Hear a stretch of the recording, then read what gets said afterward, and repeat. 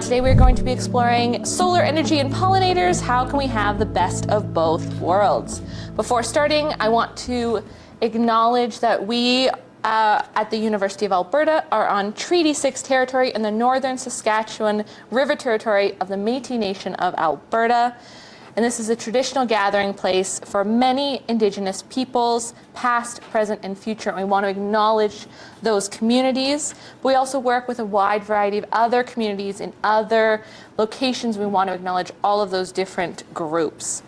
My name is Valerie Miller. I'm the Outreach and Engagement Lead for Future Energy Systems at the University of Alberta, and your host for tonight. If you've got any questions, you are welcome to come to me at any point during the day or at the end of the session. If you want to reach out to me, I've left business cards at the back. You can contact me with any follow-up questions. So at Future Energy Systems, we are a research program that started in 2016 at the University of Alberta with $75 million from the federal government, the Canada First Research Excellence Fund, to help Canada transition to a low net carbon energy economy. And a big part of that is bringing back the land after disturbances. So we focus on multidisciplinary research that develops energy technologies of the near future, integrates them into today's infrastructure, and examines possible consequences for our society, economy, and environment. There are over 100 research projects, over 150 researchers, over 900 grad students involved in our program, and we are so excited to have one of them here today. Just for the camera, we wish to remind current and future viewers that the opinions expressed by the speaker are not necessarily those of the Edmonton Public Library, Future Energy Systems, or the University of Alberta. Just as a quick note for how today is going to go, we're going to pause about halfway through for questions, and then again at the end of the talk for questions. So store up all those questions so that you've got them. This is your space, this is your time. We want you to have as much time to ask those questions as we can. And I'm going to pass it over to Dr. Carol Frostnow, an assistant professor in the Department of Renewable Resources, who is going to share your research with us. So as Valerie said, I'm an assistant professor in the Department of Renewable Resources. My area of research is arthropod community ecology with a focus on conservation. And the work that I'm going to talk about today is funded by Future Energy Systems. So I'm going to talk today about solar energy and biodiversity, and then about the importance and status of wild pollinators, then about the technical challenges of using native plants in prairie restoration for pollinators, and finally about how to select flower species to support a whole community of pollinators in restoration. First of all, a quick overview of solar energy in Alberta. This is a figure from Canada Energy Regulator, breaking down the percent of our electricity in Alberta that comes from different sources. As you can see, solar is right now only about 3.20%. So not a lot of our energy comes from solar, but as we've heard in the news, there's increasing interest in developing new solar projects in Alberta. We also currently have the largest solar project in Canada, which is the Travers Solar Project in Vulcan County in southern Alberta. This produces 465 megawatts of solar photovoltaic power. It covers 3,330 acres. It's on privately owned land that used to be cultivated and grazed. Now that they have installed the solar panels and they have revegetated it, they're using it for sheep grazing in addition to solar energy production. So this solar farm has 1.3 million solar panels, which you can't see in this figure, but if you Google this, you can see photos of how huge it is, and produces enough power to power 163,000 homes. So I think an interesting thing that you can see in this photo for the purposes of this talk is that to produce a solar farm, you pretty much have to remove all the native vegetation. And that's because a lot of the energy transmission infrastructure goes under the ground. So this brings us in Alberta to a land problem. Solar energy needs land, agriculture needs land, and biodiversity needs land. And so this is sort of the problem that this research is based in. From a biodiversity perspective, natural land conversion is the leading cause of terrestrial biodiversity loss. So biodiversity refers to the variety of life on Earth. And that, as you can imagine, especially at the scale of the whole Earth, is very hard to quantify and also to try to measure loss in that. However, people have tried. So this is a global summary for policymakers put out by the Intergovernmental Panel on Biodiversity and Ecosystem Services, which is a group of scientists, governments of the world, business leaders, and indigenous people that came together to review the literature since the first one of these, which was the Millennium Ecosystem Assessment, and try to assess what is the status of our biodiversity globally and what is causing its loss. And the findings were the same in 2019 as they were in the first one of these, 2005, that terrestrially, the largest direct driver of biodiversity loss is land and sea use change. And so we tend to think, because we hear about it so much in the news, that climate change is our biggest environmental problem. And it's definitely a big problem, but it's a bigger problem for human systems, for human agricultural systems, for human natural disaster protection, and those kinds of things, than it is for biodiversity. What is causing our greatest biodiversity loss, and what has been up until the present, is conversion of natural land to other uses. So, and same in freshwater systems. In marine systems, over-harvesting, overfishing is the biggest cause of biodiversity loss. But terrestrially, it's land conversion. Agriculture is, of course, the main reason that we remove natural vegetation and replace it with something else. So this is a figure from the Millennium Ecosystem Assessment showing cultivated systems around the world. And these are areas in which at least 30% of the landscape is cultivated. And 30% can be enough to eliminate species that require large-term ranges and can't have agriculture. Agriculture sort of acts as a barrier for some species. So this sort of shows how much, it's a very coarse measure of how much land we have converted away from the natural state globally. In Canada, coming back to solar energy's need for land, the best land for solar energy production largely overlaps with the best land for agriculture. So this is a figure of the agricultural extent in Canada. But of this, the best land for solar production is really here, because this is where we get the sunniest weather in Canada, the most hours of sun per year.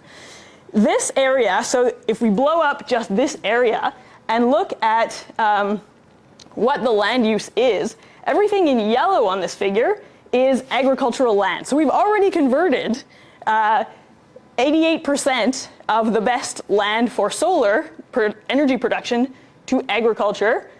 We have some area that's still native grassland, which is largely grazed, but it's still the native vegetation. And that's in the dry area that's sort of doesn't get enough precipitation to grow crops very effectively. And then we have some shrubland and some forest. But so as you can see, we've already converted most of our native prairies to agriculture. So we really don't want to go in and convert any of the remaining land to solar. And also, there's also the agriculture-solar conflict. If we convert some of the agricultural land to solar, we lose it for agriculture. So from a biodiversity perspective, we can't afford to convert any more wild land to industrial use. So this suggests that if we're going to create solar farms, we need to be able to get multiple uses out of the land. So we should either do solar plus agriculture or solar plus biodiversity conservation. So as I was saying previously, solar farm construction involves almost complete vegetation removal. Sometimes a few lucky like plants of grass remain, but basically all the vegetation is removed. So the question is, how can we restore ecosystem function after installing solar farm infrastructure? So if we didn't want to grow crops underneath the solar farm, and we had goals beyond just planting non-native species of grass, if we actually wanted to try to restore biodiversity and ecosystem function, how can we do that? Ideally, we would want to restore as close to the full complement of species as are in reference condition prairie. So prairie that hasn't been converted to any human land use. So that's the goal of restoration, is to put back the vegetation community to as close as what was there before, with the idea that animals, fungi, everything else will just arrive and colonize if the plants are there. We also hope to put back the full complement of ecosystem functions. So not just all the species back, but all of the ecosystem functions. And so those are things like carbon storage. We want to bring back species with diverse root systems so that they hold the soil in place. We want to have all of the animal species and fungal species eventually come back to restore all of the interactions.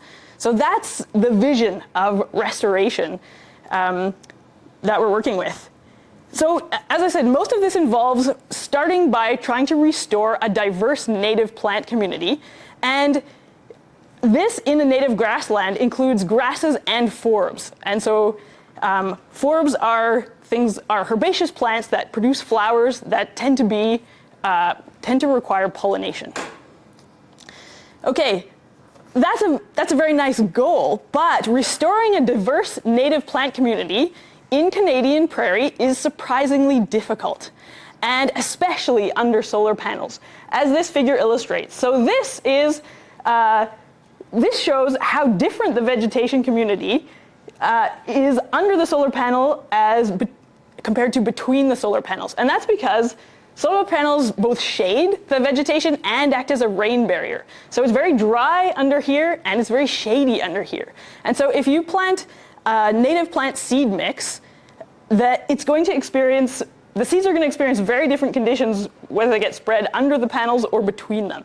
And so that's one of the challenges in restoring native vegetation in solar farms. But the other challenge is trying to restore not just native grasses, but native forbs. And the reason for this is that when you plant native grasses, what grows is a whole lot of weeds.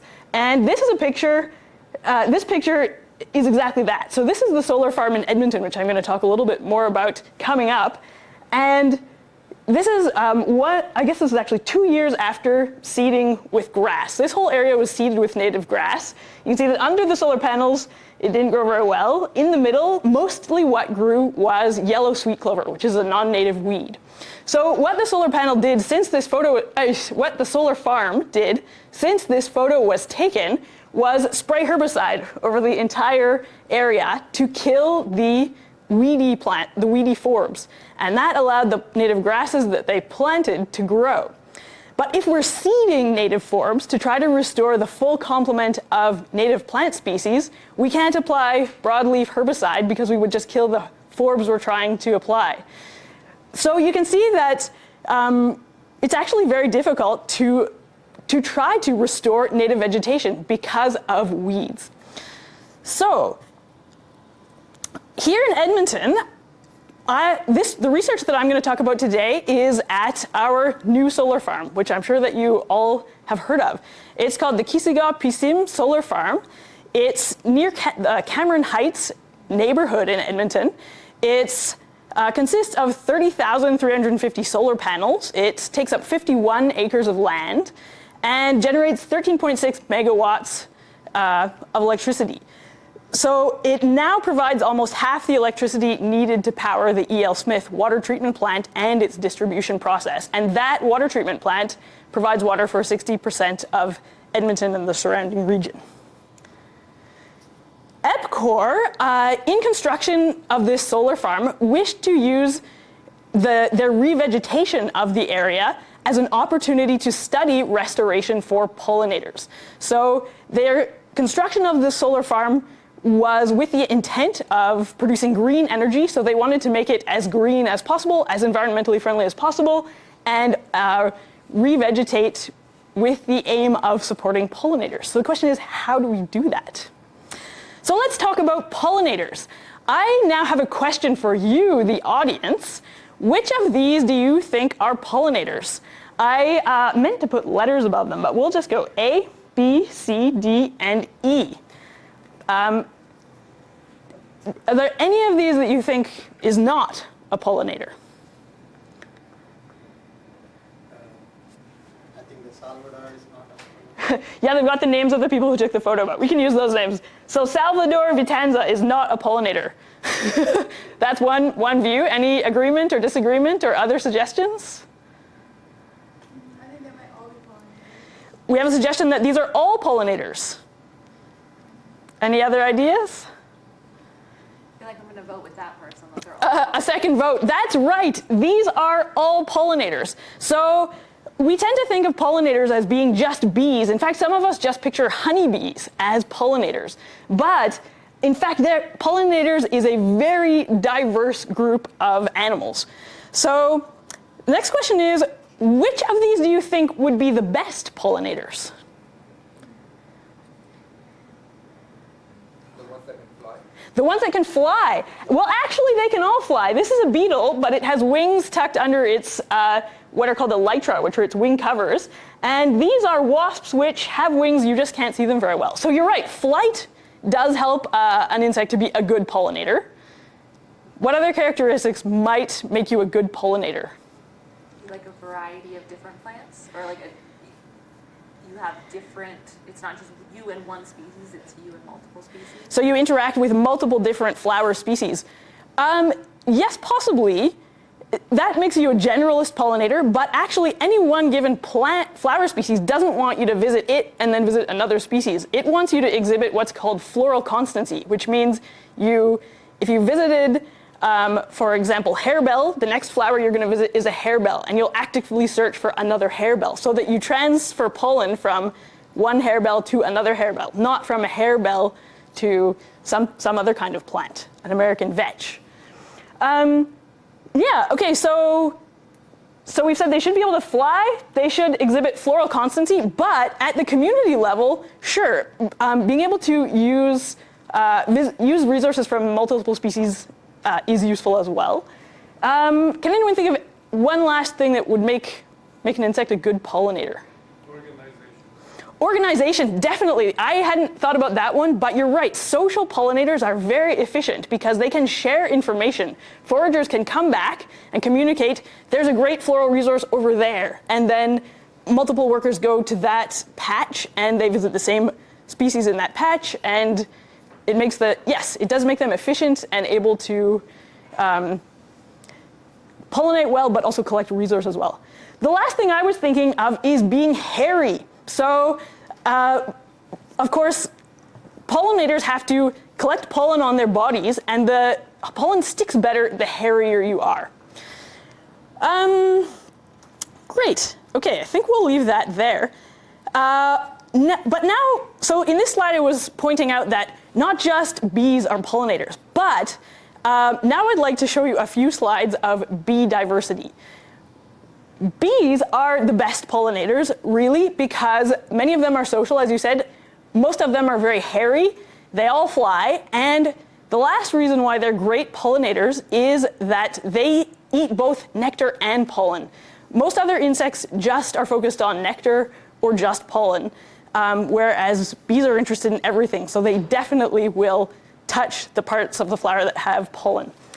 But we have very many species of bee, not just honeybees. And some of them are social, but many of them are solitary. In fact, most of them are solitary, which means they aren't colonial, they don't live in a hive or a colony. It is just a single female who goes to flowers and collects pollen and nectar and packs them into a brood cell and lays an egg, and then goes and collects more and lays another egg, all on her own. Here's another slide of bee diversity. But to emphasize the point that not all pollinators are bees, two of our most important pollinators are this tiny midge, Forsythomia squamipennis, which is the midge that pollinates Theobroma cacao, from which we produce chocolate. And another very important one is the oil palm weevil, which pollinates oil palm. You can see pollen all over the bodies of these beetles. So even though they're not hairy bees, they're hairy beetles, and so they're still very effective pollinators.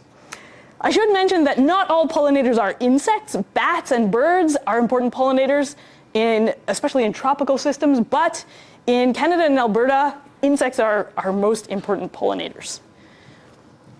Okay, so now talking about the plant perspective, I'd just like to remind you what pollination is. It's bringing a male pollen grain to a female stigma. So in the flower, these are the male flower parts, and the pollen is produced in this organ called an anther. So these are pollen grains, and it's got to arrive at a female stigma. And once it does that, this is what happens. So here's another picture of this. So pollen from the anthers arriving at the stigma, and then a pollen tube grows all the way down into the ovary and connects with the embryo sac, and the sperm is released and fertilizes the egg. And then the embryo sac turns into the seed, and the ovary develops into the fruit. And there can be, like in this photo, or this image, there can be more than one egg within the ovary. So that determines how many seeds your particular fruit has. Another thing that I should mention is that the general form of a flower is to have 4 whorls of highly modified leaves that make up the reproductive parts. So the outside whorl is the sepals. Then moving in from the outside, we have the petals, which are colorful leaves that are for attracting pollinators. The next inside whorl is the male flower parts. And then in the very center is the female flower parts. And then the nectary is right down in the base of the flower. So to access nectar, insects have to stick their mouth parts right down into there. So usually that involves touching their bodies all over the anthers and the stigma, which is how the pollen gets moved onto the stigma. Right.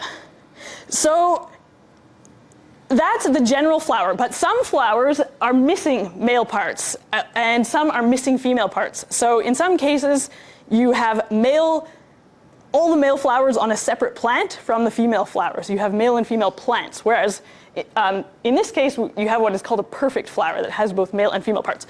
But depending on how the male and female parts are separated, and also on self-compatibility, plants have different pollination systems. So some are able to do this. They're able to do self-pollination within the same flower, where pollen from the anthers of one flower can successfully fertilize an egg within the same flower. In some cases, one plant can self-pollinate, but it's got to be between 2 different flowers in the same plant. And in other cases, this and this don't work, and you need to have pollen from a totally different plant arrive at a stigma on a flower from a different plant. Question? Aren't plants that pollinate themselves subject to inbreeding, which would cause problems? That's an excellent question. And I mean, probably the answer is yes over the long term, but enough plants do it that it's a very common strategy nonetheless. And in many cases, plants that can do this can also do this. So they end up getting cross-pollinated enough, I suppose, that that doesn't become a problem at the population level. Good question. Okay, so this is back to insect pollinators. Just to emphasize the diversity of insects that are pollinators. So globally, 785 bee species have been reported as crop pollinators. But we often only think about bees, but flies actually outnumber bees in species and abundance as pollinators in colder regions at higher altitudes and higher latitudes. Butterflies and moths are important for some species. Beetles, as we saw with the oil palm weevil. Wasps, for example, figs require pollination by a fig wasp. Thrips are tiny insects that live inside flowers and sometimes move pollen around. And then ants and then others. You get some weird and wacky things like reports of a slug pollinating. Okay, so more locally, so this is sort of thinking about the general diversity of pollinators. But more locally, what are our pollinators? So I'm going to show you the result of a study done by one of my master's students, Sydney Worthy, and her two helpers, Alex and Janelle, who were doing a study in southern Alberta near Brooks, where they set a transect and then walked up and down and caught all of the insects that landed on the reproductive parts of flowers, identified them, wrote down what flower it landed on, what insect, took it back to the lab and identified what insect species it was, to understand flower visitation in our mixed grass prairie. And they were actually also looking at the effects of honeybees on flower visitation by wild pollinators. And this is what they found. So this is a network of flower visitor interactions with flowers collected from 6 30 times 2 meter transects that were repeatedly visited throughout the summer. So they documented 185 insect species. Each of these boxes is an insect species. The names are way too small for you to read, but all the purple are bees. Red is just the western honeybee, Apis mellifera. I guess it's gray, are beetles. Pink are flies. So you can see there are vastly more fly species than bee species. And then green are ants. Yellow are true bugs, the hemiptera. Purple are moths. This color of purple is butterflies, and then green is wasps. And then the links to boxes down here, these black boxes are all different plant species. So on these 6 30 by 2 meter transects, they found 31 flower species, which were being visited by 185 insect species. So when you think about that, you just realize that when we're talking about pollinators, we're talking about a huge diversity of insects, in the big picture of which few are bees. There are very many flies as well, and then a smattering of other things. So I guess one caveat is that maybe all of these aren't very good pollinators. So we said that some pollinators are better than others. From the insect perspective, what they're looking for is nectar as a sugar source, which is carbohydrates that provide energy for movement and flight. Pollen, which is a protein source, which insects tend to use not as adults so much as to feed their offspring, or females also use them to use protein to produce eggs. But bees tend to bring pollen back to their nest and feed it to their larvae. Then some bees also look for oils to provision larval cells, and a particular group of tropical bees also looks for fragrances. So this is collected by male euglossine bees to basically produce perfume that attracts females. And then some bees also collect resins and use them in nest production. And then what they also get out of these various materials from flowers includes vitamins, fatty acids, and minerals as micronutrients, in addition to all of those other things. So many insects, as we saw here, visit flowers. Not all of them are necessarily very functional pollinators. In fact, some insects cheat by what's called nectar robbing. They'll bite a hole in the bottom of the flower and suck out the nectar without getting anywhere near the anthers, so they don't actually collect any pollen. So now I want to talk a little bit about the importance of pollination. So it's estimated that over 300,000 species, or 87.5% of the world's flowering plants, need animal pollination. So this is a huge percent of our wild plants. When we think about our agricultural species, for global food production, animal-mediated pollination is essential for a much lower percentage, only about 33% of global food production. And the reason for that is, by percentage, so much of our global food production is wind-pollinated plants, like rice and wheat. And those don't require or benefit from animal pollination. However, thinking about it another way, more than 3/4 of the leading types of global food crops rely to some extent on animal pollination for yield and or quality. And so what I mean by types is classes of food. And so this is a table of insect pollinated crops in Canada. And so we have some legumes and relatives that are pollinated by insects, some vegetables, vegetable seed, fruits, berries, and nuts, oils, seeds, and grains. canola is, in Alberta, our most lucrative crop. You can make the most money by growing canola. But it is largely wind pollinated, but adding insect pollinators does improve yield. And then some forages as well. So that's what we need insect pollinators for in agriculture in Canada. We, of course, provide a lot of pollinators in the form of managed honeybees. However, so the question is, do we really need wild pollinators? Could we do everything with honeybees? And the answer is no. Evidence from cropping systems all over the world suggests that a diverse community of pollinators pollinates crops better than a single highly abundant species. And the other thing is that in relying on just honeybees, we make our whole agricultural system susceptible to population crashes, like the colony collapse disorder that we experienced in the early 2000s in North America. This is that evidence that wild pollinators do better than honeybees. So this, on the y-axis of this graph, is the effect of insect visitation on crop fruit set from a bunch of different studies. So so this is the mean, and then where the error bars overlap 0, it's not necessarily different from 0. And then we have a lot of different crops along the x-axis. And so wild insects have a significantly higher effect on crop fruit set than honeybees for most of these crops. In some cases, it's pretty equivalent, but in most cases, the community of wild insects does a lot better than just honeybees alone. A caveat, so this suggests we really need a diverse community of wild pollinators to do agriculture effectively.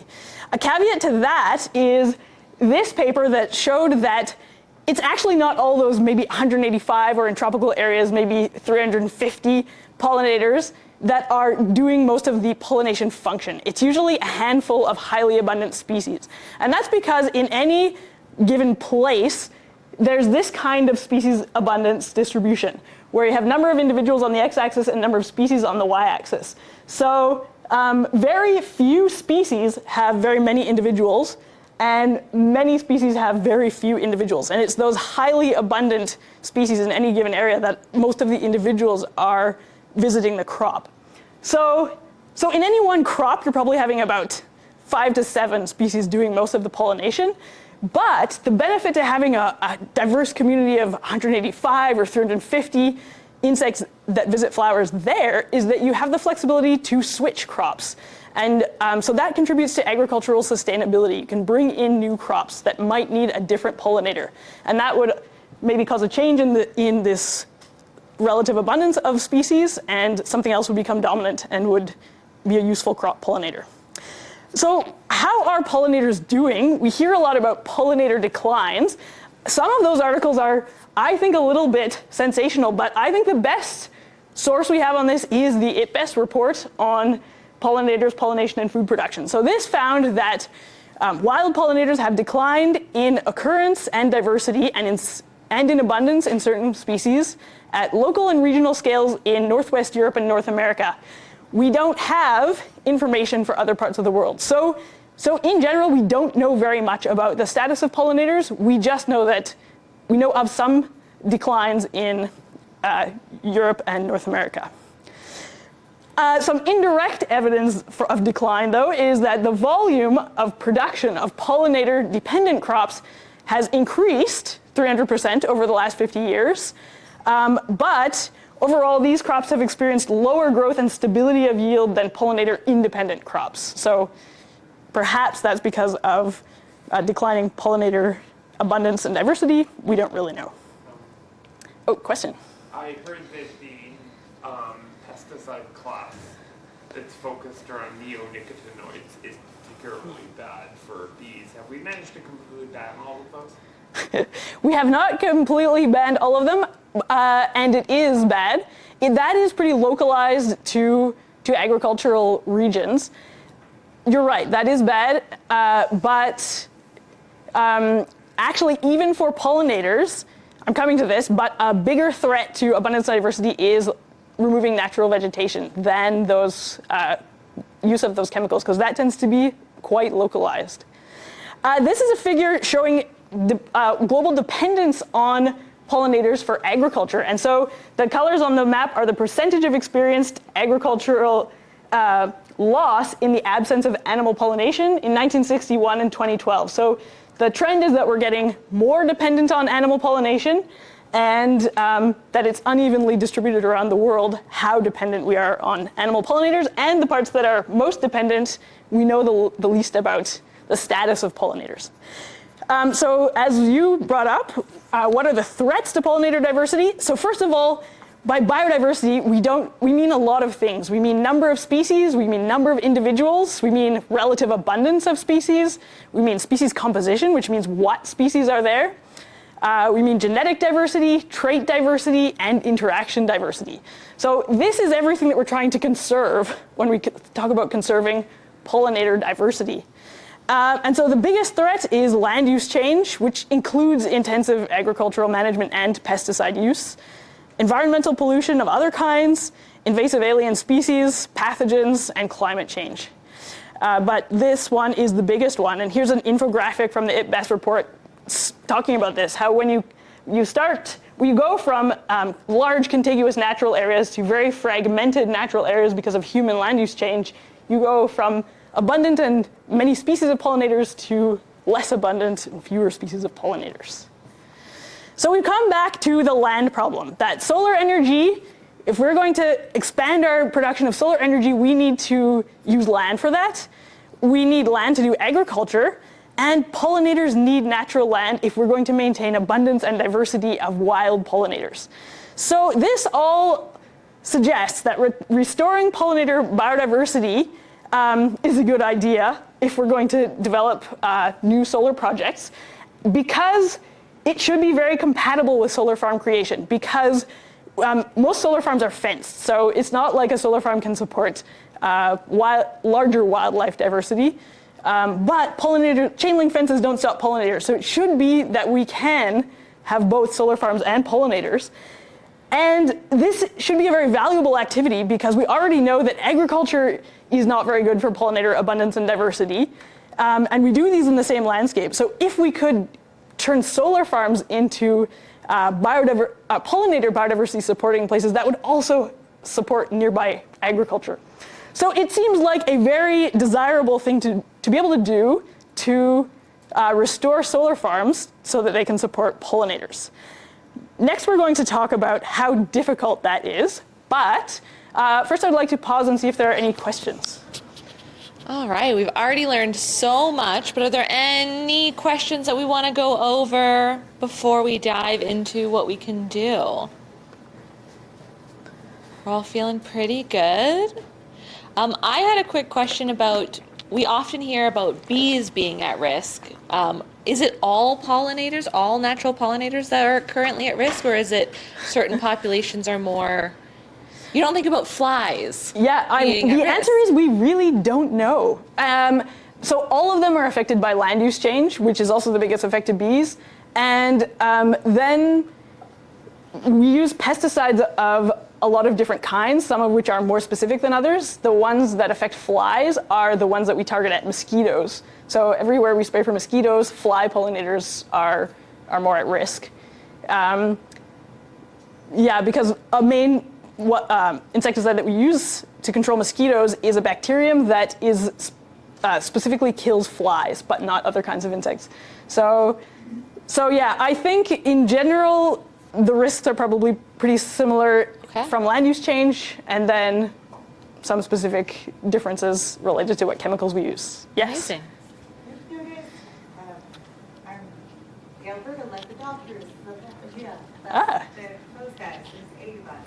But we've noticed that numbers of Lepidoptera, like butterflies and moths, have declined in areas that they spray edges with herbicide, so the host plants are dying, so the caterpillars can't eat. Just an observation, not really that great. Yeah, and that's very interesting because we tend to think about in agricultural landscapes how important the semi-natural vegetation that's left at the edge of crops is for insect biodiversity. so the field borders, like you're saying, but you're right, when that gets sprayed with herbicide or insecticide to be sure that no pests are hiding in the field borders, that removes their function as a biodiversity supporting vegetation. But that's interesting. Yeah, so there are groups like the Lepidopterist Guild, and then groups focused on other things that do monitoring. Like the Alberta Native Bee Council has recently started a province-wide monitoring campaign for bees. And then the Alberta Biodiversity Monitoring Institute also monitors soil mites and aquatic insects. But for lots of groups of insects, we just have no idea how their status is changing. Absolutely. Yep. When you sprayed, that you noticed that there was competition issues between solar panels and stuff like that. But with solar panels being so transected, is there like any type of edge effect that could like affect competition of plants as well? Oh, interesting. So we were saying that there's a different plant community that grows under solar panels relative to in the light, wetter area between solar panels. So do we also see edge effects such that the fact that there's that transition affects what grows in the middle? That's a very good question. I don't know the answer to that question. Maybe on a micro scale. Yeah, I don't know. That's an interesting question. We're monitoring the revegetation of this solar farm, so I'll keep that in mind. It's a little bit too early probably to tell yet. Yes. How would dandelions grow in a solar panel? Yeah, for sure. They're very opportunistic and they'll grow pretty much anywhere. However, interestingly, there aren't all that many dandelions at the Edmonton Solar Farm at the moment. It's sort of taller, hardier weeds that have taken over.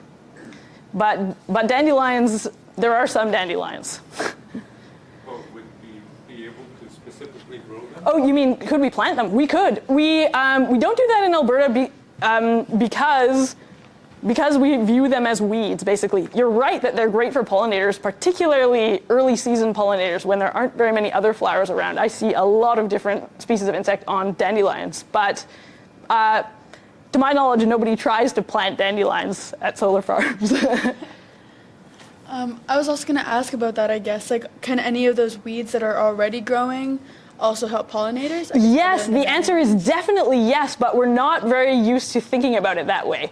And so part of what we're studying there is going to be exactly that question, quantifying how are native plants actually any better in terms of supporting more species or more individuals than weeds, because lots of weeds are loved by pollinators, particularly Canada thistle, which is a noxious weed, which from a plant community perspective, if you've got it on your property, you need to remove it by law. But there isn't much of a justification from the pollinator perspective, because many pollinators love it. And research has found that it's pretty nutritious as well. It's got a large number of amino acids. So why did they pass a law against it? Because it dominates plant communities. So when you get Canada thistle in an area, it just spreads and spreads and outcompetes native plants. And so you sort of get monocultures of Canada thistle. I have two questions. One about the panels. Why it should be this? So alternate days, can we swing it to the opposite side and then bring it back the next day so the sunlight gets? You can have designs like that. The Edmonton Solar Farm does not have that. The Travers Solar Farm has photovoltaic cells on the underside so that in the winter, light reflected off snow also gets collected on the underside. So that's pretty neat. The second question about bees. So maybe people will get angry about me, but what I'm going to say is, why don't we get drones made so small, which flies all day and get the pollen flies? That has been tried and has been used in some crops. It's very expensive. It's not practical for agriculture everywhere, and particularly in poorer parts of the world. And we actually used to, oil palm producers in Southeast Asia used to hand pollinate oil palm there because the oil palm weevil is native to West Africa, but then they brought the oil palm weevil and it was just very much resource saving. So yeah, that has been thought of and tried, but also the pollination, like exactly the movement needed to I guess, collect pollen is different. Some crops require something called buzz pollination, which only certain pollinators can do, and those include bumblebees and drenid bees and some kinds of hoverflies. And so what they do is they disconnect their wings from the muscles that power wing movement and vibrate their thorax at a certain frequency that causes pollen, which is sort of in a sort of case with a very small hole, to vibrate around and shoot out the hole. But no other insects can access it, only the ones that can produce this vibration, which we can produce with tuning forks. So a drone could potentially be engineered, but it sort of gets quite complicated when some kinds of crop need that and others need something else. Yeah, interesting question. So pollinators are cool, is what we're learning today. Any last questions? We're going to have a lot of time again at the end for questions, but are there any thoughts that you want to share now? Okay. We should probably move on. I think Yes, I we'll might have dive made back too many in. slides. Okay, so now I want to talk about the Kisigaw-Pisim Solar Farm. And so, as I said, EPCOR wanted to use the revegetation of this solar farm as an opportunity to study how to revegetate a solar farm for pollinators specifically. And so this is their plan. They drew up a plan with Stantec to accomplish this. So they selected several native seed mixes, which they planted, and then they have a monitoring program to monitor the revegetation success and take action if it's not succeeding. The actions include spread herbicide, water, and mow. All of the herbicide and mowing are to control weeds. They've also put up some bee hotels to offer nesting resources for cavity nesting bees and bare ground, accidentally, under solar panels. But mining bees do require bare ground to produce their nests.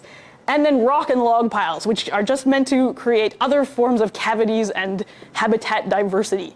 Of these, though, these are the most important part because this makes the area a field of resources for pollinators moving in from the surrounding river valley. It's not that every pollinator that's going to use this area needs to nest in that area. Okay, so currently there is high public interest in planting flowers for pollinators, not just at solar farms, but a lot of people, a lot of municipalities, a lot of landowners are interested in doing this. So the question is, what flower species should we use? Now, this depends on whether we're talking about somebody's garden, your garden, or an entire solar farm, or another large area or industrial setting. So what I'm going to say here doesn't just apply to solar farms. It could apply to restoring prairie vegetation in any large area. So let's start with gardens. For gardeners, there are lots of flowers for pollinator guides out there. This is one that I've taken off the Alberta Native Bee Council website, and so you can't really read it, but you can search their website and look for this if you're interested. But anyway, they've got a species of flower, and then they've got all this other information about it, such as the type of flower, the bloom period, the flower type, the flower color, the natural region that it will grow in, the height it will grow to, whether it requires sun or shade, what moisture it requires, its spread, does it have hollow stems for cavity nesting bees. So it provides a lot of information. And the reason why this is useful for gardeners is that it allows you to achieve diversity. So basically, the most certain knowledge we have about how to do restoration for pollinators is to provide a wide diversity and abundance of flowers. And so this allows you to do that. It allows you to get flowers throughout the season, different shapes, different kinds, different colors of flowers. So these resources are great for that objective. They sort of inspire gardeners to think about new species that are native species that they could plant in their gardens. That one isn't the only one. There are many of them. This one is for the Aspen Parkland ecoregion specifically, put out by Pollinator Partnership Canada. But these actually aren't very useful for industrial restoration projects because of the limited availability of seed at commercial quantities for most of the species in these guides. And the other thing is we can't really use these guides very effectively to choose which species we should commercially develop because they don't really agree with each other, and they never present any evidence as to like why they're saying these flowers are good. They tend to just provide characteristics of native flowers. So this paper was published called Listmania, the Strengths and Weaknesses of Lists of Garden Plants to Help Pollinators. And this did a survey of these lists for pollinators and sort of analyzed, okay, what are they saying? And found that even multiple lists for the same region recommended different flowers, and they don't provide any evidence, or else they say expert opinion. But given the diversity of pollinators, we don't know, is this a flower expert, a bee expert that doesn't know anything about flies, a butterfly expert that doesn't know anything about bees? So there's really no reasons given why these flowers are recommended. So if you're trying to do this on an industrial scale, these lists sort of have limited utility. And as I said, this is because we actually don't have seed available of very many wildflower species. And here's an example of this. So EPCORD, in their restoration project, started out with 2 seed mixes. So under the solar panels, they planted just grass because they wanted to be able to kind of be violent with that. If plants get too high, they want to just spray it with herbicide because function of the solar panels is important there. They don't want anything to grow too tall so that it shades solar panels. But in the areas around the edges, that's where they planted forbs for pollinators. So they came up with 2 seed mixes. You probably can't read these species names, but basically seed mix 1 had 3 grass species, and then 1, 2, I don't know how many, like 12 or something, forb species. Seed mix 2 had 3 grass species and some more forbs. And these are largely non-overlapping. The total number of forb species, native forb species they planned to plant was 20. What they actually ended up planting was 3 of the originally intended 20 forb species, and then a bunch of substitutes, and their 2 supposedly different seed mixes ended up being completely the same forb species. So this, I didn't get information from them as to why this shifted so dramatically, but from talking to other people working in restoration of prairies, I think it's probably because of these not being either available in enough quantity or cheap enough, probably. So we really just don't have very good capability of obtaining seed, enough seed to seed native forbs at industrial scales for industrial restoration projects. So that is a major challenge for restoring solar farms for pollinators. You just can't get native forb seed. So what are we doing about this? There are people working on developing native seed, both grasses and forbs for prairie restoration projects. Particularly, a big leader in this is the Innotech Alberta's Native Plant Program, and they've worked on this for lots of species. But so far, we still have this problem that it's very hard to get 20 species out of our how many hundreds of species of plant. So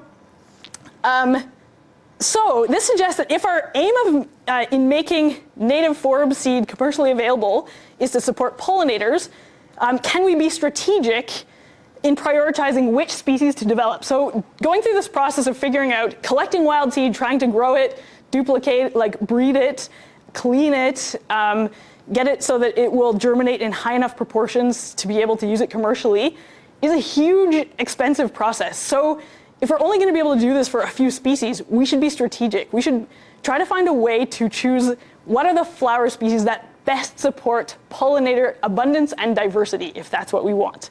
So that's the question. What flower species best support entire pollinator communities? So we talked about the first problem. Very few species are commercially available. The second problem is that wildflowers are hard to establish in restoration projects because we can't use herbicide to control weeds, which I talked a little bit about. But this is another picture of the EPCOR solar farm. This is my student Riley, who's sampling pollinators. But you can't see this very well in this image probably, but this is the enhanced seed plot. So this is where they planted these 8 forb species. And what's grown is sow thistle, which are the big yellow flowers. That's not a non-native weed. And then all the little yellow flowers, especially that look like this, are yellow sweet clover, which is another non-native weed. It's a forage plant, but it's not the plant they wanted there because it's non-native. And then a healthy amount of Canada thistle, which is a noxious weed. And then some of the things they wanted. This is yarrow that they seeded. So So they got way more flowers they didn't want than flowers they did want. When you look closely, there are more of the species they did want, like Gaillardia. This is all yarrow. They planted one that's purple and white. Yeah, but that's sow thistle. So basically, mixed success. It is very hard to just plant forbs. So what their strategy here is they can't herbicide this area to get rid of the ones they don't want because they'll get rid of everything. So what they're doing is spot applying herbicide on noxious weeds, and then they're just going to watch and see how it grows. Well, my students are watching and seeing exactly what grows. So basically, given all the challenges of actually establishing native flowers for pollinators, it would be very nice if we could be strategic and choose flowers that will have the highest pollinator community supporting function, which I said before, but just to restate that. So I saw in 2019 this very exciting paper that proposed a way to do this. And so this suggested using data of plant-pollinator interactions like that network that I showed you, and they showed that we can learn from that kind of plant-pollinator interaction data which species attract the most pollinators, but not only that, but also which species attract pollinator species that also pollinate a lot of other flower species. So that sounds like a flower species that has pollinator community supporting function. And so basically this is just a way to use existing data on, in a reference setting like a native prairie, knowing what interactions happen, how can we choose plant species out of that network to try to grow in a restoration project to support the whole pollinator community. So this is how the data for that was collected. It's kind of like I showed earlier, but basically you sample over a standard space and time, visitation of flowers by pollinators, collect them, identify them all, and make this kind of map of what interacts with what, how many times. So now I'm going to go into a part that's a little bit technical. If this, don't worry, I'll finish this, and it's not too important if you don't catch all of this. But basically, the idea of this paper is that network models can tell us about species network roles, and that is probably relevant to their pollinator community supporting function. So one way to describe a species role in a network is whether it's a central or peripheral species. So if this simple network is our example, central species interact with many other species. So for example, this one interacts with 1, 2, 3, 4 other species. But they also might link different modules of the network together. So this would actually be 2 different networks if these species weren't interacting with each other. Contrast that with peripheral species, which don't interact with many others. This just interacts with 1 other species. This just interacts with 2 species. And they don't take a central position in the network, such that pretty much no other species would be affected if those 2 disappeared. Okay, so we've established that centrality in a plant-pollinator interaction network might indicate importance for function of the whole network. There are different ways to measure centrality. 3 ways are degree centrality, which is the number of species that the focal species interacts with. And so this species here has the highest degree centrality. The next way is closeness centrality, which is a node that has the smallest average distance in path length along links to every other species in the network. And the third way is betweenness centrality, which means that the highest number of shortest paths between any 2 nodes in the network pass through that species. So different species have different kinds of centrality. So these are sort of metrics from graph theory, which is the part of mathematics that uses networks. And applying this to an ecological setting, it's not obvious which of these kinds of centrality is the most important. So this paper used all 3 of them. Did you have a question? Sorry, which one, or what's the length of the path? Length of the path means if I was going to try to travel through the network from this species to this species, how would I get there? So I'd have to go down links. So imagine it's like spread of a disease through the network. So if I was a disease that this species caught, how would that disease spread to here? It could go through here, and through here. So that's a path length of 1, 2, 3. Or it could go 1, 2, 3, 4. So So that's what path length means.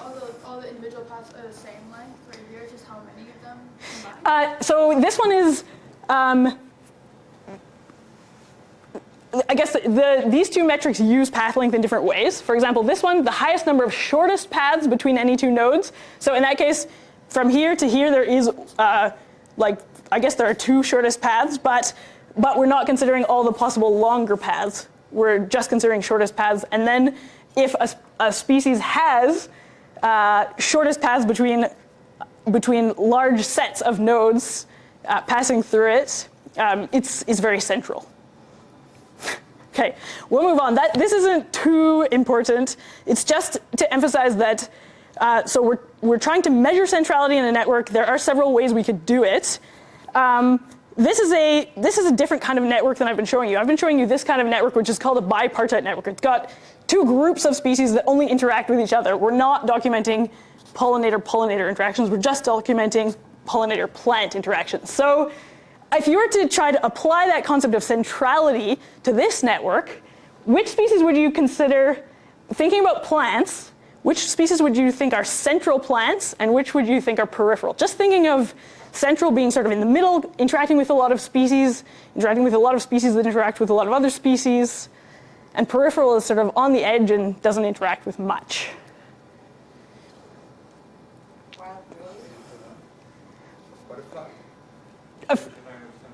I'm hearing a few different things. Yeah, well, okay, so I didn't actually hear properly any of those things. H and I. Are what? Central or peripheral? Central. Yeah, they are, because they not only interact with a lot of pollinator species, they interact with pollinator species that also interact with a lot of other species. Like H interacts with D, which interacts with 3 plants. So as opposed to F is very peripheral because it only interacts with A, and A only interacts with 2 plant species. So that's right. That is how to translate that to this kind of network. How you actually calculate it, this is a little bit complicated, but you calculate centrality from a unipartite network that describes which plants are connected by shared pollinators. So we've converted the plant interactions into a representation that looks like this. So for example, F is connected to G in the plant network because F shares is pollinated by a pollinator that also pollinates G. So that's how that network is constructed. And then when you calculate centrality, we find that the highest degree centrality are plants G, H, and I. The highest closeness centrality is H and I. Betweenness centrality is G. So then in this paper, they used this. They calculated these centralities for all the species in networks that they collected from 17 meadows in the UK. And they asked, okay, which are the most central species? And and so I wrote this question here. Which one would you choose of these if you could only plant one? You'd probably choose one of G, H, or I. It's not clear because different ones are high by different metrics, but anyway, so those are the most central species. So what this study did, they collected 17 networks like I showed you. They calculated which are the most central species and which are the most peripheral species. Then they did an experiment where they planted trios of central flower species and trios of peripheral flower species using lots of different species. So it wasn't just a species effect. It was actually, it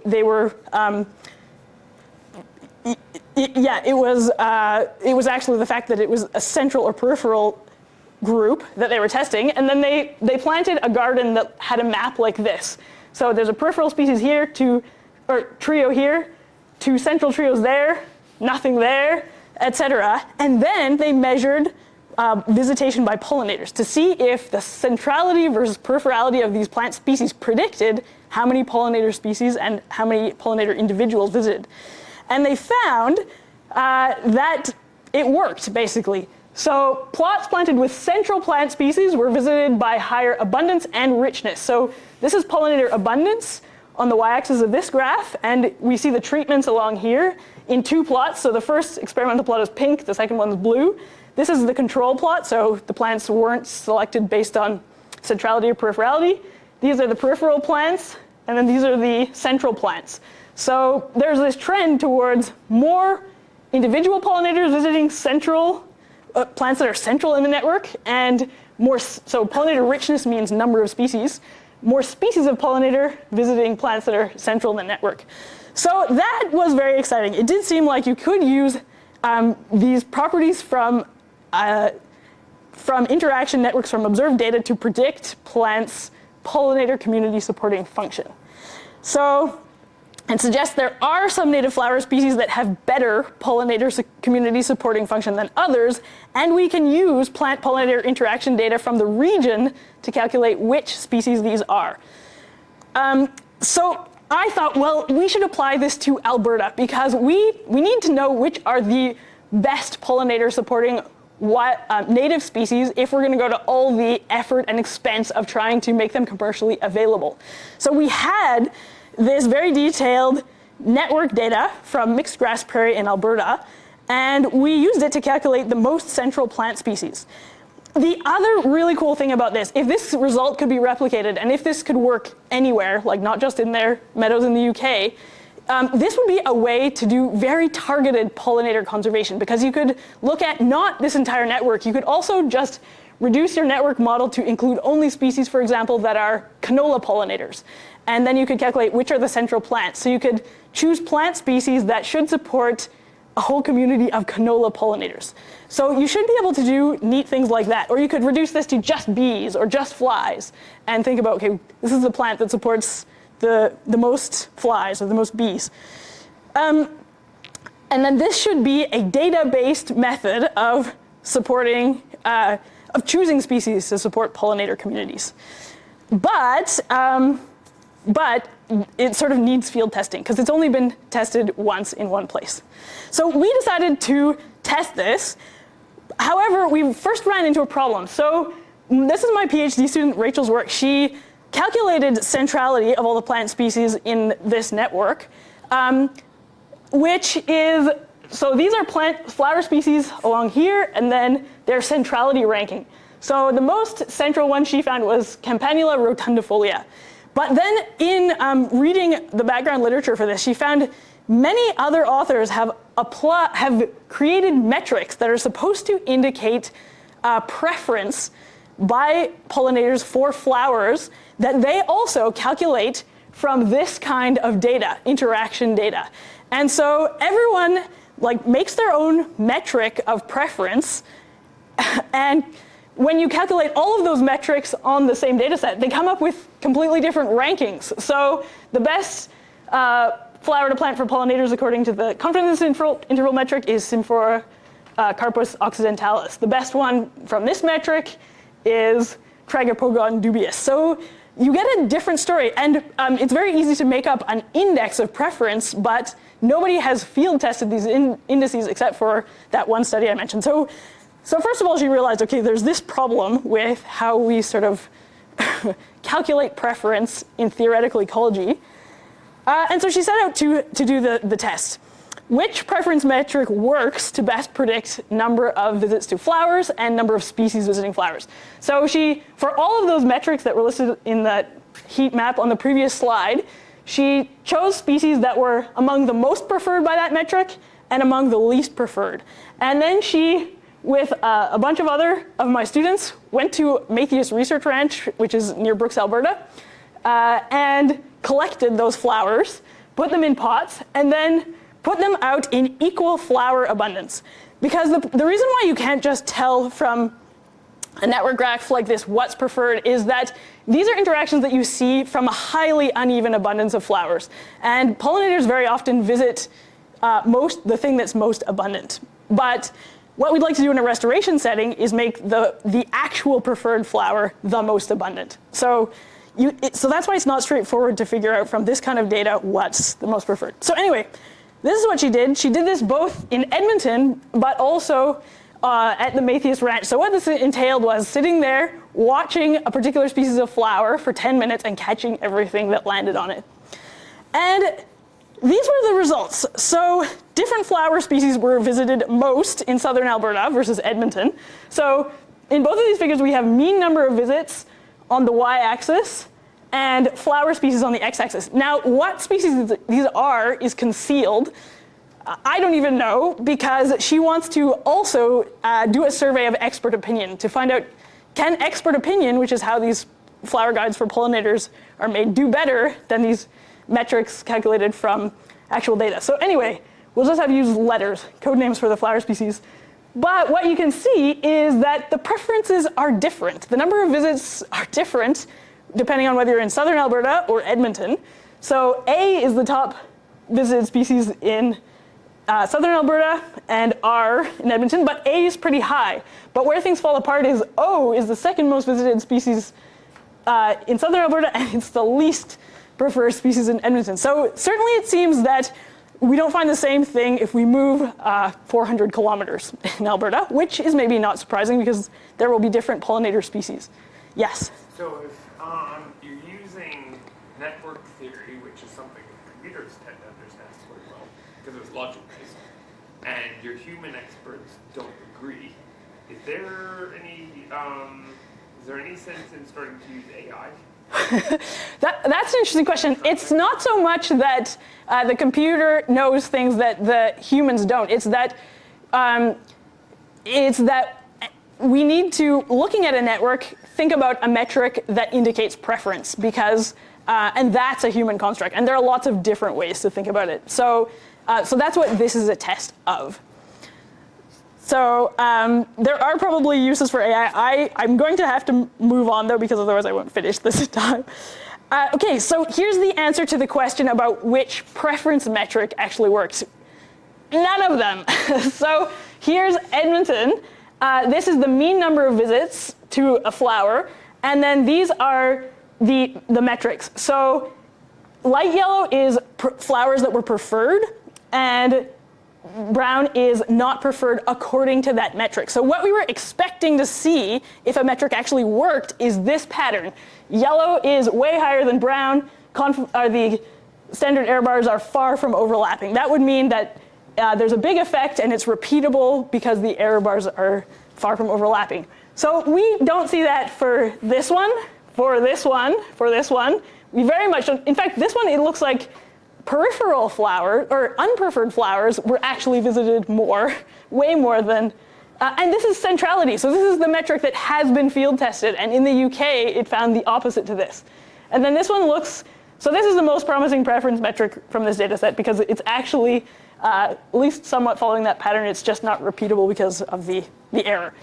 So, but then we go to southern Alberta, and things flip around again. Again, nothing really works very well, but it's a different metric that seems like it's the best one. So that was kind of disappointing, because this means that we can't really we don't have a universal way of just from network data analyzing it and saying these are the flowers that best support pollinator communities. And that would have been really cool, because it would really aid flower selection for industrial restoration projects. So we failed to replicate the results of this study that did find that centrality predicted number of visits. And in fact, none of these published methods of calculating preference worked. So this is also kind of like a wake-up call to theoretical ecology, that we should do more field testing of what we think is an index of preference, when in the field it actually doesn't indicate preference. But this is actually only part of the story, because we've only looked at number of visits, and the other thing we want is flowers that support a large number of species. So to get that data, it's way more work. Rachel's been in the lab identifying insects for several months. She's just finished, but we haven't had time to analyze that data yet. So still to do, test whether preference metrics predict number of pollinator species that visit, because if they did, even if they didn't predict abundance, that would still be useful from a restoration perspective. The other thing we could do is test whether preference metrics work better for higher taxa, for orders of insects alone than altogether. So for bees alone, flies alone, butterflies alone, beetles alone, than they do across all flower visitor taxa pooled. But maybe it still won't work. So why might we have found this result, and why might we find that it doesn't work to predict number of pollinator species visiting? So I think it is probably because flower what species are flowering and the number of flowers of each species, what pollinators are out and their relative abundance, and what plant-pollinator interactions you see if you do this kind of study vary a lot year to year. So if the network changes year to year, of course, what flower species you calculate to be preferred will change year to year. The reason why I thought it would work is because studies that have collected data like this year after year, the longest one I've seen is 11 years, tends to find that a core of generalist interactions stays constant. It's all the sort of rare species interactions that fluctuate year to year. So I thought enough of the network would be constant that it would work. And because that study found that it worked. So that if this doesn't work even for species richness, we may have to conclude that selecting flowers that are optimal for a whole community of insects may not be possible, or it may require data over like 11 years, not just 1 year. But I think that this, there is still a lot to be learned from the Epcor Solar Farm project about pollinator supporting function.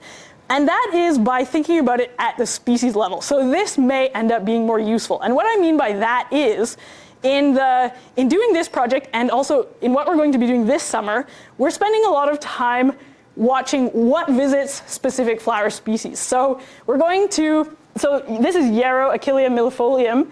We have a lot of hours spent watching what pollinators visit the species, and so we have a list, a species list of insects supported by this flower species. So that's another way to figure out, I guess, pollinator community supporting function is just build up flower species by species. If you have the whole list of species that visit them, then you can still plan a planting for pollinators, having some idea what pollinator species you'll support.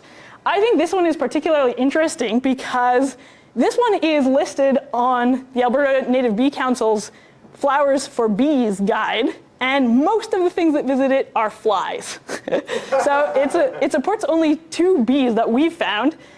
This one and this one are bees, and everything else, this is a beetle, there are a couple of wasps, and then everything else is flies. And actually that tends to be the case, that flies like white flowers and are attracted to white flowers.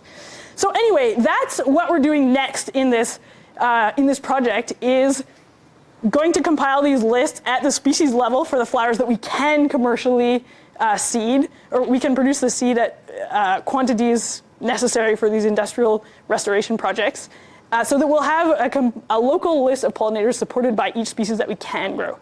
So yeah, back to the solar farm this summer, we're going to do ongoing monitoring of native vegetation establishment, flower production, and pollinator visitation of native flowers. And as someone mentioned, weed flowers. I'm very interested in, do weeds do just as good a job as native flowers? I suspect they will. What they might not do is support the full range of species. And then what pollinator species do the commercially available forbs that Epcor planted support? And yeah, so I said this. And then another interesting thing is, do weed flowers compete with pollinators for native flowers, or do they facilitate pollinator visitation of native flowers? And so this question is based on the fact that it's well known that pollinators, flower visiting insects, are highly attracted to clumps of flowers. So if you have a clump of weed flowers that looks very delicious, maybe that pollinator will then visit also the native flowers that are around there, which it might not have seen had these showy weeds not attracted it to the area. So we're going to look at that as well. So that brings me to the end. I'll just summarize what I talked about in this talk. So we said the best way to support a diverse and abundant native pollinator community is definitely provide diverse and abundant flowers. Whether or not those need to be native, the reason to use native species is because if you use native flowers, you also contribute to native plant conservation, not just native pollinator conservation. But if you're just focused on pollinators, they don't necessarily need to be native plants. For most species, there are some species that are specialists on native plants, but most pollinators are pretty generalist. On the scale of industrial revegetation projects, we're not yet very good at restoring native flower communities. The science on what pollinators want is pretty vague and unsupported, apart from pollinators want flower abundance and diversity. That's really the best supported science we have on this. And this relates to there being so many species of pollinator, and pollinator abundance is going up and down year to year. So pollinators represents a very different thing in one part of a year to another part of a year, and also in 1 year to another year. So that's a reason why what pollinators want is hard to know. And then the research at the Epcor Solar Farm is developing lists of pollinator species supported by commercially available native forbs, as well as common weed species. Okay, I'd like to thank all of my students who've done all the work that I talked about, the Epcor staff who we've been working with, several other collaborators. In particular, many of these people were field assistants. Dr. Kem Carlisle and John Acorn are collaborating academics.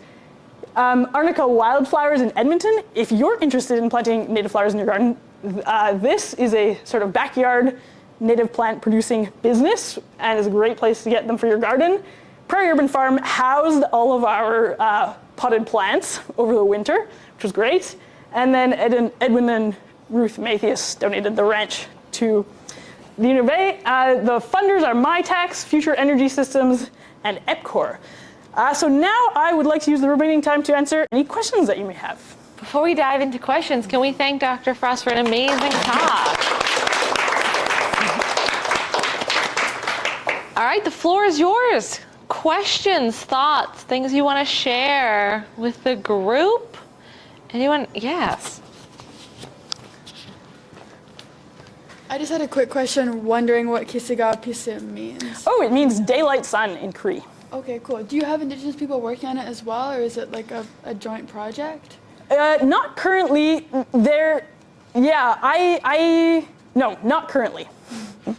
As far as I know, with the solar farm, that name was gifted to the solar farm by the community, and they work quite a bit with Indigenous communities to create that space. They've done the installation so carefully too. So the land before it was a solar farm was abandoned agricultural land, but they've been very careful to look for archaeologically valuable items as they disturbed the land, and they've checked with experts if when they were digging they found anything. So they seem like they're just trying their best to do it in a good way.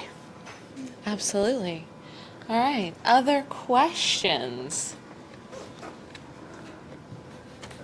Sorry, shouldn't have come to the front. Yes. First of all, I'd like to thank you for your amazing research. There's a lot of things I learned today. The most important thing was that bees are not the only pollinators. So in light of that, this is just a thought that came to my mind. In a potential future scenario, God forbid, where we might face an extinction of a lot of these minority pollinator species, are you aware of any research that's going into gene modification for the majority species that could make them more let's say, make them better pollinators in a way and make up for the loss of the missing species? I think the only species for which that's happening are our already domesticated pollinators. For example, honeybees undergo a lot of research on every aspect of their health and breeding. So I think honeybees are where that kind of activity is focused. There aren't efforts on any of the wild species that aren't domesticated, as far as I know. Cool. Thank you. I feel like I saw a hand somewhere over there. Was I right? Yeah, I was just thinking, did they ever optimize the height of the panels so that they wouldn't be so close to the ground? And For thinking about pollinators, you mean? I think no. The plant use. I mean. Oh yeah. It's the shady part. Yeah, that definitely can be done. I'm less knowledgeable about that, the solar construction aspect, but I know that you can do that, and that would certainly allow different kinds of agriculture and like crop growing and grazing. It's pretty impossible so far to have cattle under solar panels because cattle are so tall, and also they rub against things and would just cause so much damage because they're such big animals. So there's that problem too. But yeah, that's a good question. So just with that and cattle, but you said sheep were grazing underneath. So is it working pretty well to have other animals? It's great. That is great for weed control because from a solar farm, from the solar farm perspective, what you don't want is vegetation getting too tall and shading your solar panels. So grazing works very well. EPCOR has not considered sheep, partly because they have a big water reservoir, drinking water reservoir, under part of the solar farm, so they don't really want manure leaking in. So they have not considered using sheep. Unfortunately, the fencing of them keeps out like native grazing animals. All right. Yes. I don't want to be I think this. Okay. You kind of mentioned this at the beginning, but I was wondering how much, I guess, bee boxes or logs or any sort of habitat like that contributes to attracting pollinators, and could that also impact the models, and maybe that's why they weren't quite That's a great question. telling you what you thought? That's a very good question. So in terms of do the bee hotels or the log piles or rock piles, do those substantially change what insects are there? There hasn't been research on that in this part of the world. There's been some work on that in other places. I think, I suspect it is having next to no effect, partly because it's all just been established, so it might help in the future, but yeah, I think it's going to be a relatively small amount of the total number of insects in the whole solar farm area that are nesting in those particular piles, because it's not like there's tons of it, there's just a bit. And also this is next to the river valley, which naturally has a lot of fallen dead wood and rock piles and bare ground. So I think that actually pollinators aren't all that short of nesting areas in the general region of the solar farm. But in terms of did that affect my models, I don't think so. Partly because we did this. We did the potted plant observations in actually 3 locations. I said the solar farm and Matthias, we also did them on South Campus. So we were trying to get a variety of pollinator communities and situations because basically if this is going to work, it should sort of work at the regional level. There should be there should be plants that are central in networks, and that should be general enough that you can make predictions somewhere else in the region, which we did not find. Okay, thank you.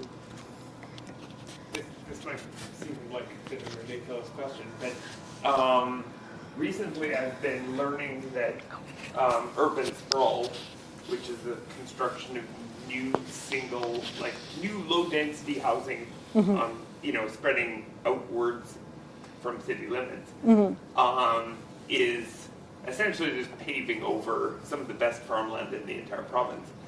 And so my question is that compared with the loss of land from urban sprawl, is the area underneath solar panel farms even significant? Yeah, okay. Just around So here compared to so the question for the video is, given that urban sprawl is paving over some of our best farmland, and that's a big loss of land, is the land loss to solar farms really significant? And I guess the answer is just like it all adds up, basically. We only have so much natural land left, so the argument here is that we don't want to convert natural land to solar. But you're right that urban sprawl is another loss of land that affects pollinators. And we haven't done this in Edmonton, but in Toronto there's been a study of like what effect does urbanization have on pollinators, just looking at Hymenoptera, I think, so bees and wasps. And they found that basically you find a smaller subset of species and more non-native species. You still find a diverse assemblage of pollinators, but it's a different set than outside of urban areas. And that is probably because of loss of everything: food resources, nesting resources, chemical use in people's yards. Yes? So one of the reasons I came today is because I'm just like worried about solar panels in an effort to make the energy crisis better. are still not helping with biodiversity loss, or in fact making it worse.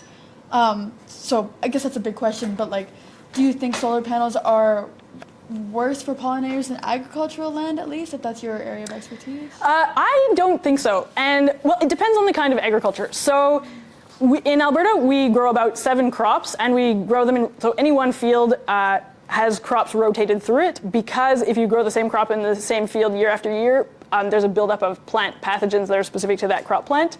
Like, canola is our most lucrative crop, but if you grow it too many times in a row in one field, you get club roots, which is a pathogen that you just can't get any yield anymore. So you've got to rotate different things. And rotating legumes through puts nitrogen back in the soil because they fix nitrogen. So it really depends what crop is in a field, how useful it is for pollinators. A wheat field is like a wasteland for pollinators because the flowers do not provide nectar or pollen that anything really collects.